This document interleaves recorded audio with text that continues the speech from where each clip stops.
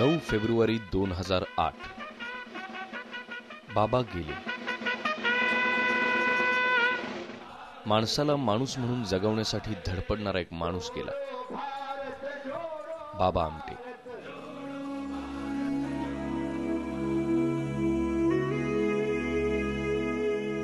कुष्ठरोग्याला सन्मानाने जगायला शिकवणारे, भारत जोडो आणि नर्मदा बचाव आंदोलनातले हाडाचे कार्यकर्ते, म्हटलं तर कार्यकर्ते पण खरे नेते.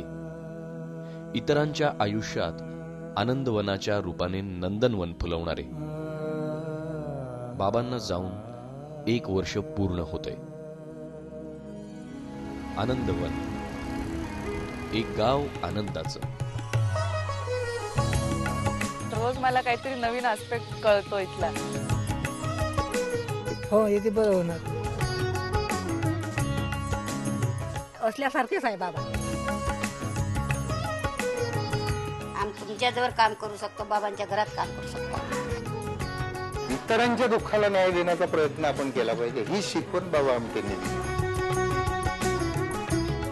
बाबा समाधी बसतो चांगलं गरीब, बाबाशी नमस्कार घेतो आणि येतो.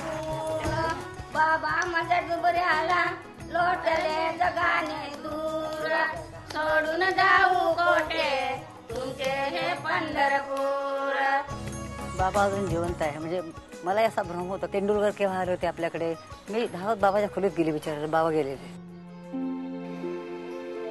म्हटलं तर मोठं कुटुंब, जिव्हाळ्याचं. इथली माणसं समाजाच्या दृष्टीने कुरूप, तरीही देखणी, मुकी असून बोलणारी आणि अपंग असूनही सुसाट धावणारी. असंही एक गाव आनंदाचं.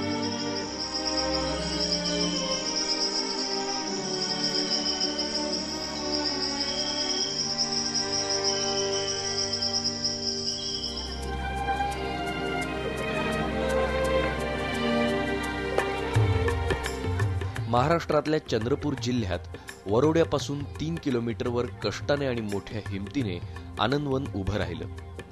सधन जमीनदारांच्या कुटुंबात जन्माला आलेल्या मुरलीधर देवीदास आमटेंनी महारोग्यांसाठी काम सुरू केलं आणि ते सगळ्यांचे बाबा झाले. 1949 मध्ये राज्य सरकारकडून महारोगी सेवा समितीला 50 एकर खडकाळ जमीन मिळाली. समाजाने नाकारलेल्या कुष्ठरोग्यांसाठी बाबांनी एक स्वप्न पाहिलं.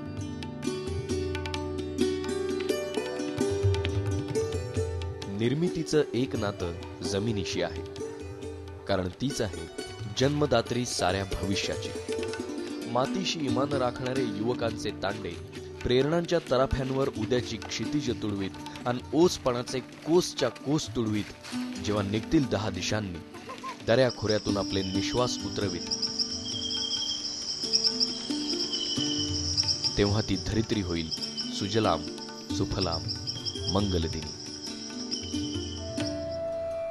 बाबांनी इतरांच्या मदतीने ही जमीन सुफलाम केली. सुरुवातीला आनंदवनासाठी राबणारे 4 हात हळूहळू जोडत गेले आणि आज इथे 4000हून अधिक हात राबतात. शेतीपासून अनेक व्यवसायांपर्यंत इथे सगळेजण एकत्रपणे काम करतात.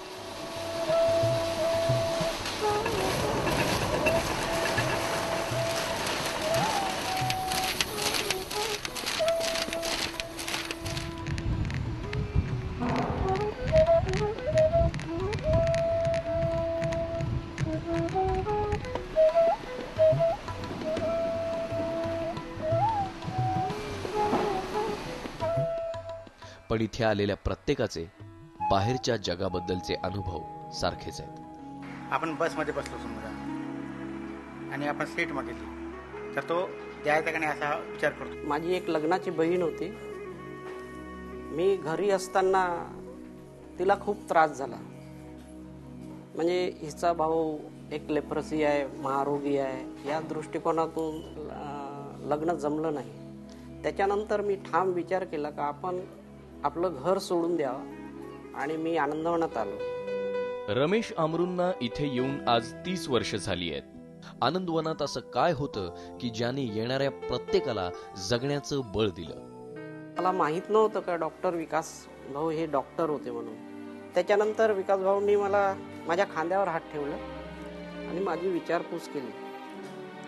त्याच वेळेस माझं अर्ध आजार कमी झाला आणि बरं वाटू लागलं ते. आणि लगेच 6 महिन्यातच मला आराम मिळाला. आपल्याला समाजाने झिडकारलं हे मनात ठसठसत असतं, पण तरीही आलेल्या प्रत्येकाने हे कधीच मागे टाकले. इथे आल्यानंतर सगळे मला आई वडिलासारखे, भाऊ बहिणीसारखे वाटले. मनातली भीती निघाल्यानंतर ॲटोमॅटिक हळूहळू मन चांगलं वाटू लागलं, रमू लागलं.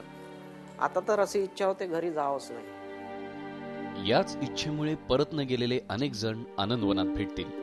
भद्रावतीचे नारायण मरसकोल्हे इथे आले तेव्हा त्यांचं वय होतं 16 वर्ष. त्यावेळी आनंदवनात फक्त 6 कुष्ठरोगी होते. दवाखाना खोलला बाबांना. बाबा काही दूरचे नव्हते, आमच्या परचेवचेच होते. लग्न झालं, महारोग होता, मग येता आलो. कुष्ठरोग्यांची संख्या वाढत गेली. बाबांच्या मते आनंदवन हे केवळ कुष्ठरोगावर उपचार करणारं केंद्र नव्हतं, तर माणसाला माणूस म्हणून जगायला शिकवणारं केंद्र होतं. आनंद आहे आपल्याला, वाईट म्हणून काही वाटत नाही आपल्याला, बाबावानीच वाटते आपल्याला. एक परिपूर्ण नागरिक म्हणून समाजाने आपल्याला आपले हक्क दिले पाहिजेत. यासाठी सर्व कुष्ठरोग्यांनी लढा दिला पाहिजे, म्हणून बाबांनीच त्यांचं मन वळवलं. बाबा आमच्यासाठी बरेचसे काय सोयी केल्या, बरंचसं सारं काही केलं, सारं काही होय बाबांनीच करून टाकलं. समाजाने महारोगी म्हणून वाईट टाकलेल्यांसाठी आनंदवनात जागा होती. बाहेर काय आहे की मंदिराच्या पुढे बसलेले लोक आम्हाला दिसतात, बरोबर. मग त्याच्यामध्ये अंध असतील, अपंग असतील, मूकबधीर असतील, कुष्ठरोगी पण असतील, लाचार असतील. ते दृश्य इथे बाबांना किंवा आमटे परिवाराला, डॉक्टर विकास आमटेंना, त्यांच्या परिवाराला नको. दृश्य कसं कामाचं, बरोबर. श्रमही हे श्रीराम हमारा, आनंदवनाचा बाबा आमटेंचा नारा. दया आणि दानधर्म न करता कुष्ठरोगावर मात करण्यासाठी त्यांना सक्षम बनवणं, यावरच आनंदवनमध्ये भर दिला गेला. आणि म्हणूनच कुठल्याही प्रकारचं मंदिर नाही, मस्जिद नाही, गिरजाघर नाही, त्यामागे ते लागे पुतळी नाही. शिवाय इथे जातीपातींच्या भिंती नाहीत की कोणत्याही प्रकारचा भेद नाही. स्वच्छता करायला वेगळे लोक नाहीये, तरी पण त्यांचे रस्ते मातीचे का असे ना, परंतु ते स्वच्छ आहे. यासाठी आनंदवनात स्वच्छतेचे कोणतेही वर्ग भरवले जात नाही. अशिक्षित कार्यकर्ता असो, सुशिक्षित कार्यकर्ता असो, नवीन असो, जुना असो, हे इथल्या हवेतले आणि पाण्यातले गुण आहेत. तर ते इतक्या लवकर कसे आत्मसात केले गेले याचं मला सुद्धा आश्चर्य वाटतं. नवीन आलेला पेशंट आहे, त्याला कळतं हा परिसर खूप स्वच्छ आहे आणि आपल्याला स्वच्छता करण्यावर नेमलेलं आहे, तर तो आपोआप इतका रुळून जातो त्या कामात की 2 पानं पडलेली सुद्धा त्याला सहन होत नाही. तो स्वतःच ते लगेच स्वच्छ करून टाकतो. हा बदल इथे आल्यावर झाला. समय है श्रीराम हमारा. बाबाचा म्हणजे बाबा कधी मंदिरात गेले नाही, कधी पूजा केली नाही, इथे देऊने वृंदावन सुद्धा नाही देऊ शकत. तर कधी बाबा, त्यामुळे बाबा म्हणायचे आय ट्रीट, ही क्युअर्स. बाबांनंतरच्या आनंदवनात क्षणोक्षणी इथल्या माणसांमध्ये तुम्हाला जाणवेल कमालीचा आत्मविश्वास. बाबांनी आत्मविश्वास दिला, काम करण्याची शक्ती दिली आणि आपलं जे दुःख आहे, आपली जी वेदना आहे ती विसरलो पाहिजे ही शिकवण दिली. म्हणूनच इथे आजूबाजूला अंधार असताना डोळस जगाची प्रयोगशाळा उभी राहिली. अंधशाळा कोणी बांधली? कुष्ठरोग्यांनी बांधली. मूकबधीर शाळा कोणी बांधली? कुष्ठरोग्यांनी बांधली, बरोबर. आनंद निकेतन महाविद्यालय कोणी बांधलं, कोणी चालवलं? कुष्ठरोग्यांनी चालवलं. जगामध्ये हे उदाहरण तुम्हाला पाहायला नाही मिळत. किंवा जो त्यांचा आरा होता ते सगळं त्या इथल्या वातावरणात इतक्या प्रभावीपणे पसरलेलं आहे की असं जे लोक आस्तिक असतात, उदाहरणार्थ आता आळंदीचे वारकरी असतात, त्यांच्या तोंडून मी ऐकलेलं आहे की ज्ञानेश्वर महाराजांच्या आराचा प्रभाव आळंदीपासून 200 मैल परिसरात अजूनही आहे. तर तो प्रभाव आम्हाला आमच्या प्रत्येक प्रकल्पावर जाणवतो. ही जी दुःखितांची भूमी आहे, वेदनेची भूमी आहे, मग या भूमीमध्ये एखादा मुलगा ग्रॅज्युएट झाला तर त्यांनी समाजामध्ये जाऊन वेदनेशी नातं जोडावं. केवळ कुष्ठरोग्यांसाठी ही मर्यादा इथे नाहीये. इथे मूकबधिरांसाठी शाळा आहे.